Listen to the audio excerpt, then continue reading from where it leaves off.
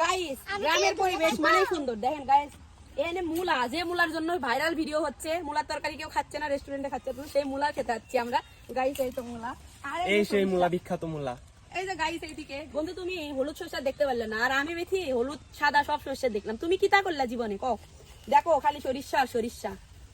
এই video viral না হলে ফেসবুক কোম্পানির খবর আছে। ওই যে গরু, চলুন গরুর সাথে একটু মস্কারা করা যাক। Hi baby, what is your name? বন্ধু তুই কি তা করলি? সরিষার খেতে তো আসতে পারলি না। দেখ গরু আছে গরু, আর তুই কি করলি? এই দেখ গরু সরিষা খেতে দেখতে পাচ্ছে। বন্ধু তুই জীবনে কি করলি? তুই ব্যর্থ, না পালি গার্লফ্রেন্ড, না পালি সরিষার খেত। ব্লগটা কেমন লাগলো আপনারা কমেন্টে বলে দিবেন। এটা লং ভিডিও হিসাবে প্রসেসিং হবে। সো গাইস দেখেন মালে দানা পড়ে আছে গা, কিন্তু বন্ধু আমার আসতে পারলো না। এই দেখো এখানে ফুলকপি আছে। তো গাইস আসেন ফুলকপি দেখামু। যারা শহরের শিক্ষিত লোকজন ফুলকপি দেখেন না, আগে দেখামু। আয়েন ওএমজি ফুলকপি, এখানে ফুলকপি। ওয়াও কি সুন্দর, এই প্রথম দেখলাম আমি ফুলকপি। এটা যারা সিঙ্গেল ভাই আছেন, এটাতে যদি আপনাদের গার্লফ্রেন্ডকে প্রপোজ করেন Wow, 100% সেই। অ্যাকসেপ্ট করব। আর এই যে বেগুন, যখন হচ্ছে দাম বেশি হয় তখন বেগুন, আর দাম কমলে বাগুন, সেই বাগুনের ক্ষেত্রে আসছি আমরা।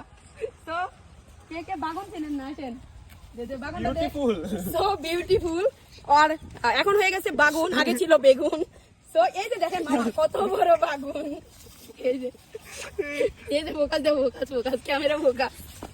সো গাইস দেখেন কত বড় বাগুন। গাইস এই যে দেখেন কত বড় বড় পেঁপে আসেন। এই যে যারা জীবনে পেঁপে দেখেন না, এই যে দেখেন ক্যামেরাম্যান জলদি ফোকাস করো পেঁপের দিকে। পেঁপে বহু সাইজে দিচ্ছে। পেঁপেকে হচ্ছে পর্দা করে দিচ্ছে। গাইস তোমরা কি করলা যারা ওয়েস্টার্ন ড্রেস পরে ঘুরো, তোমাদের ইজ্জত মান সম্মান কিছু নাই, অথচ আমাদের গ্রামের পেঁপের যা ইজ্জত আছে তোমাদের তাও নাই।